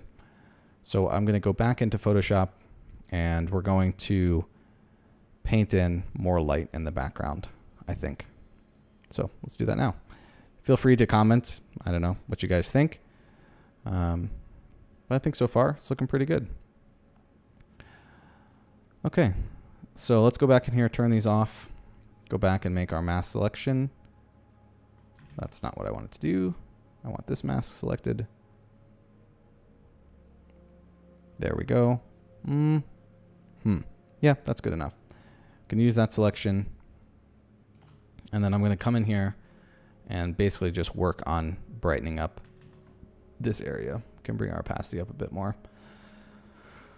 I think in general, it probably just needs to be a touch brighter. So when I add that contrast in back in Lightroom, it will brighten itself up a little bit more. This is probably too strong. Let's come in here. And we're just going to work on brightening up some of these sections. Yeah. But that's kind of what I was talking about, Falco. When we started the image, I'll be completely honest. When I took this image and when I saw the result, like how when I got it into Lightroom, I was like kind of disappointed, just because I wanted more out of it. But I also knew that if I put enough time into it, just with a little bit of, I guess, elbow grease, if you will, and editing, that it can really come to life. And I think just seeing this, what we just did here, shows the potential. I will say I think it is too contrasted between this and this. So I probably need to brighten up that area just a touch as well. But those are the things, like I said, I always wax and wane, and it's a massage where I will get close to an image being finished in Photoshop, what I think. I'll go into Lightroom, do the adjustments that I think I'm going to do, and be like, okay, this is what I need to change. This part needs to be a little brighter. This part needs to be a little darker. Those kind of things. So that's what we're going to do. This whole area just needs to be a little bit brighter. I'm just going to kind of paint in some of the light on the brighter spots. Get a little bit more precise. I might not finish this image totally on stream, but this is a pretty close, to be honest. So, but we are about to hit the 2-hour mark in about 10 minutes. That's usually where I cut it off. So I'll just keep working on this until that happens. And maybe it'll get close to done. You know me, I always have to come back to an image. So I know I'm cutting this part off, but I'm still going to act like it's there just because. Just in case. Am I going to add color to the top? No, probably not. I think this is enough color.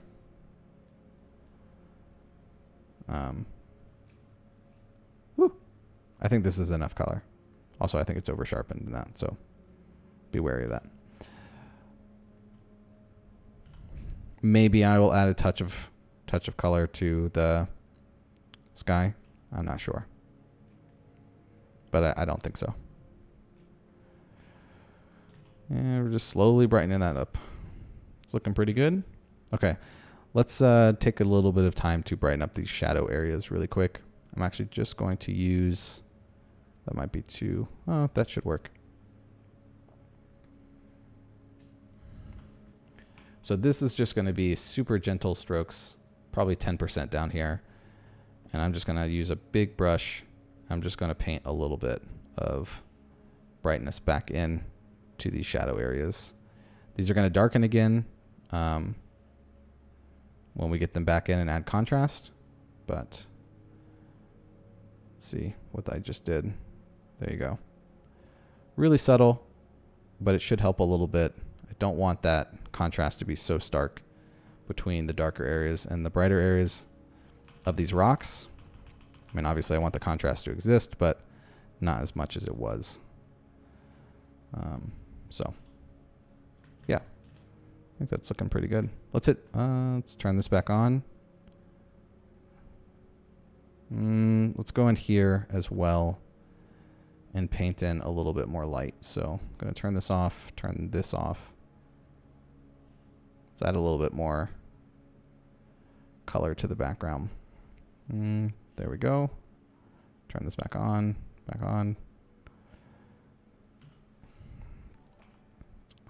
let's,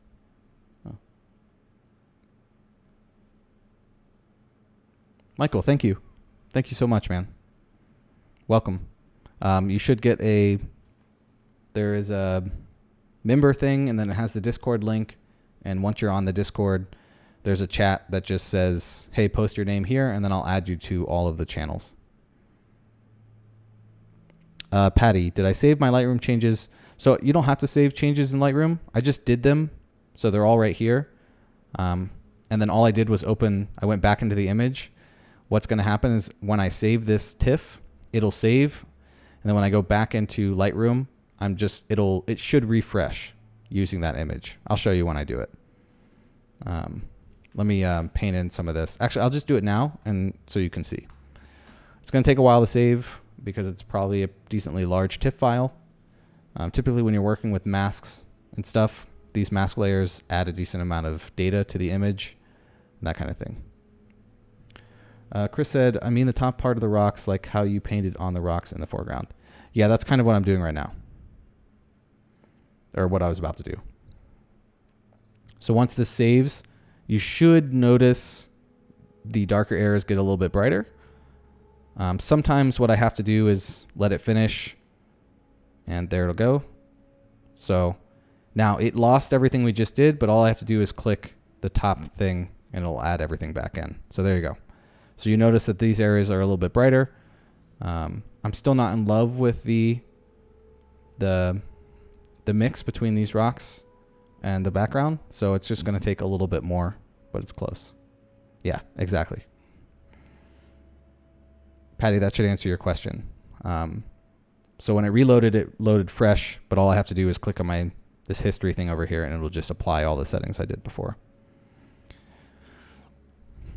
I actually think that it's over sharpened. It doesn't matter.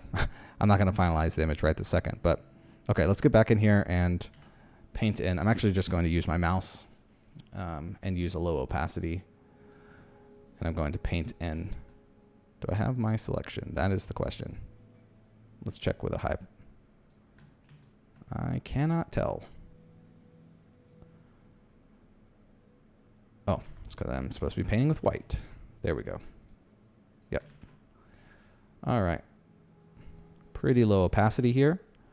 And then I'm just going to paint a little bit of color into all of the rocks. That's actually probably too much. Let's bring it down even further. Got to go really gentle on this, even though it's very hard to see. It will show up more once you start adding contrast and that kind of thing into the image. And you got to be careful. Like I said, you can bring down the total opacity here to your liking, or on a specific color if you want to. Let's go into this one and add a little bit. Something I might have to do is I actually might have to darken these rocks just ever so slightly to get them to balance the way I want them to into the final image. But we'll see.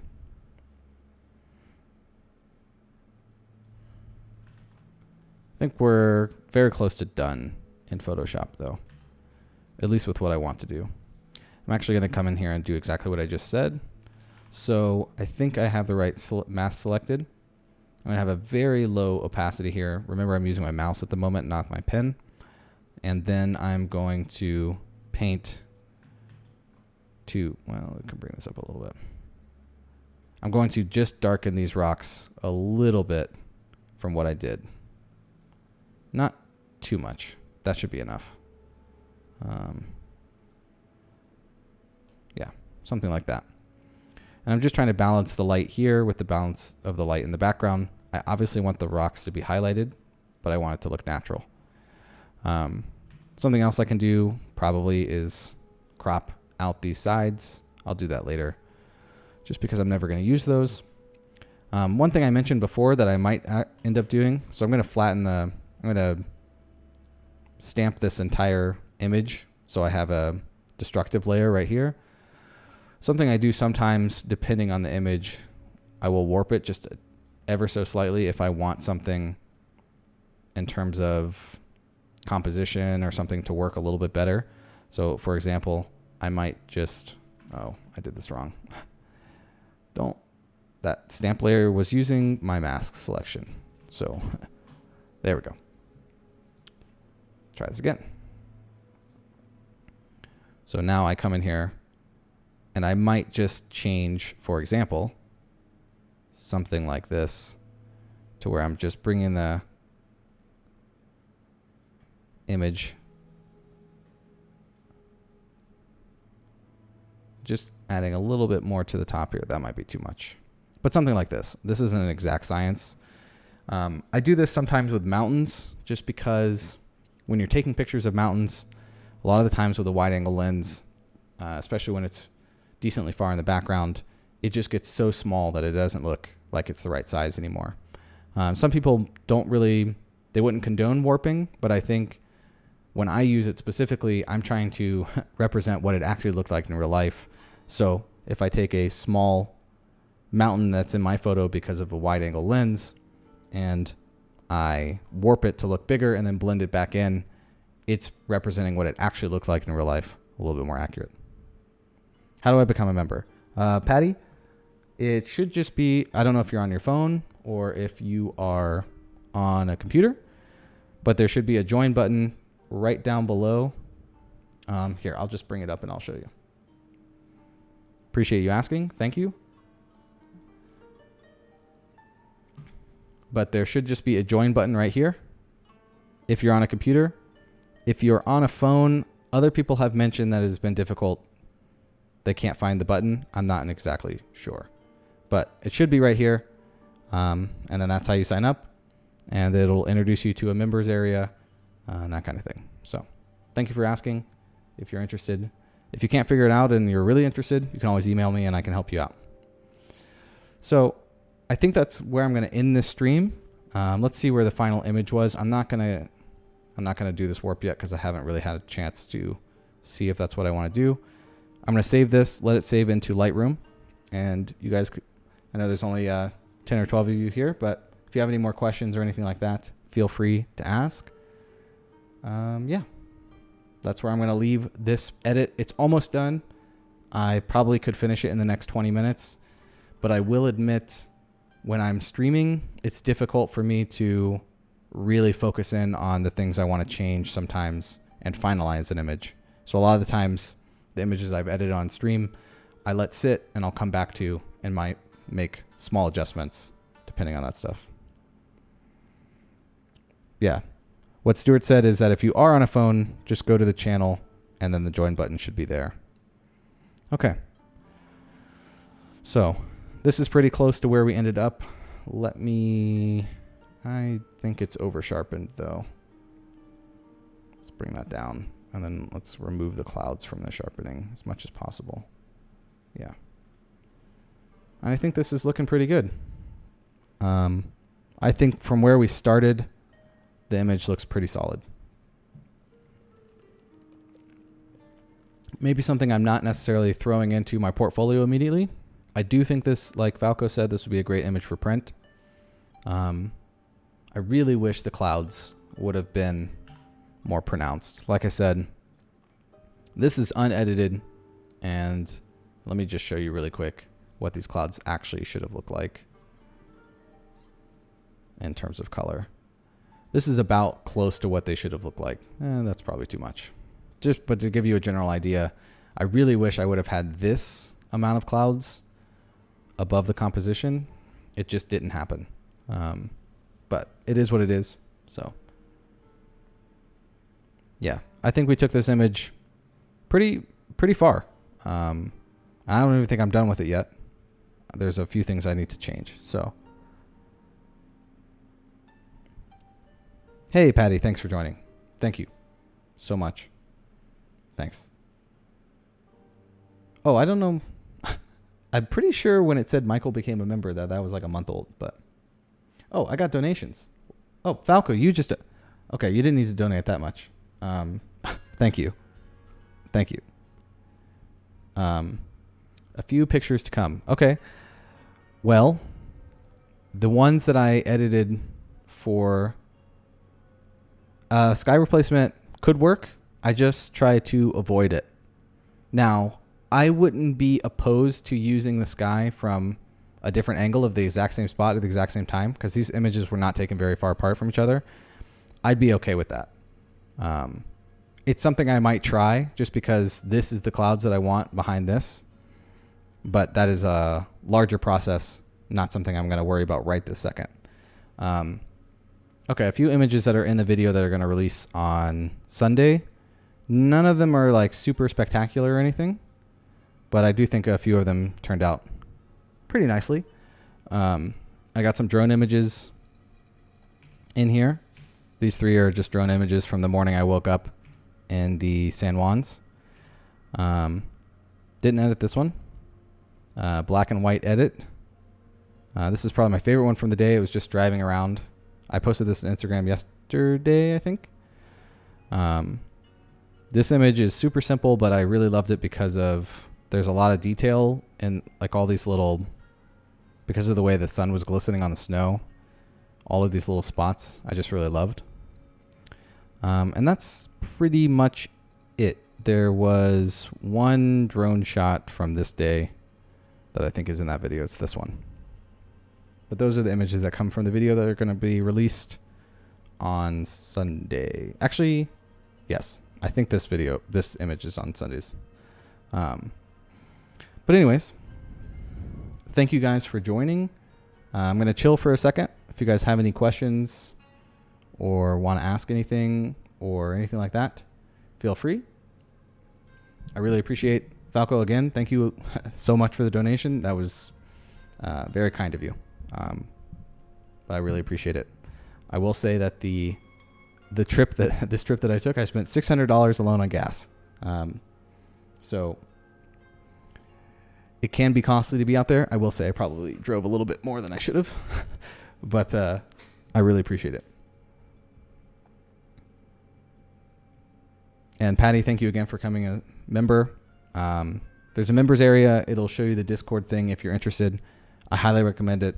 I think the Discord channel is probably one of the cooler things that I could even possibly offer. And everyone has been super nice and supportive in there. So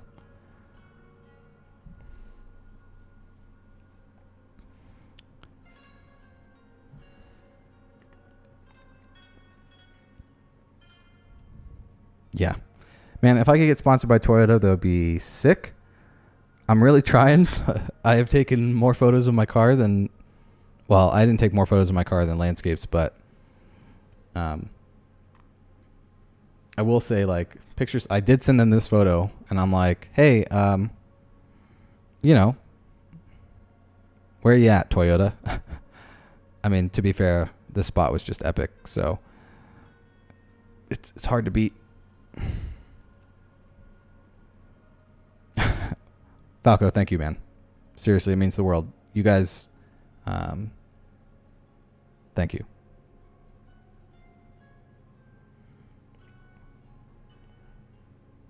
I'm glad to keep doing this. It's a lot of fun, and without the support, yeah. Thank you, guys. But this will be, I will probably have one of these images in the video that I make for this. I'm trying to decide what my favorite image is so far of the trip. Stayed up and shot the stars. Where's the final edit? Well, not final edit. One of the last nights before I came home. This one's pretty sweet. Not entirely in love with the foreground. I got a ton of images this day. A lot of cool images from this day that I'm pretty excited for. Ton of stuff I have to go through. Some of these already have preliminary edits, not finalized things, but man, some days the clouds and the light just work and you can just take a bunch of photos. Thanks, Falco. All right, guys. I think I'm going to. Well, Adam, I'm done. I was literally about to say, I think I'm done for the day. Okay, Falco. That will happen, but I want enough images. It'll probably be some more time. So, Stuart, you're welcome. That 6 o'clock GMT, right? Or 7 o'clock GMT. You may never know. I'll probably try to stream again next week. I have like I said, I just showed you, I have a ton of images to go through. Adam, sorry. If you want to know, the image that we edited was this one. And you can go back through. We took a focus stacked and exposure blended image, and this is where we ended up. Not quite done with it yet, but it's there for being able to watch back. Hey, you're welcome, John. Thank you, guys. I really appreciate it, and thanks for all the support. Seriously. I will see you again probably next week. Be on the lookout for the schedule. And as of right now, I should have a video out every week for at least the next 2 months. I don't think I'm going to I'm going to try my absolute best to not miss a week again. Thanks for joining in, and I will see you guys again on the next one.